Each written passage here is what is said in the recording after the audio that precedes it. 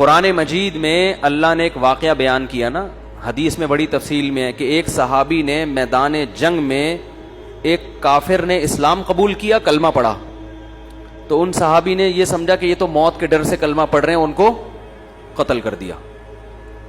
جب نبی صلی اللہ علیہ وسلم کے سامنے یہ کیس آیا تو آپ بہت غضبناک ہوئے کہ بھئی تم نے کیوں قتل کیا؟ انہوں نے کہا یا رسول اللہ وہ تو اس سے پہلے تو کبھی کلمہ پڑھا نہیں، اب تلوار سر پر ہے تو کلمہ پڑھ رہے ہیں۔ تو آپ بہت غضبناک ہوئے، فرمایا ہلا شققت قلبہ، تم نے ان کے دل کو چیر کے کیوں نہیں دیکھا کہ پتہ چل جاتا کہ دل سے پڑھ رہے تھے یا زبان سے؟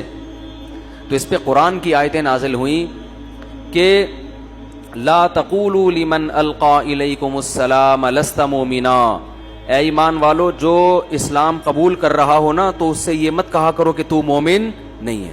کیوں؟ کذالک کنتم من قبل، تم بھی پہلے کافر ہی تھے۔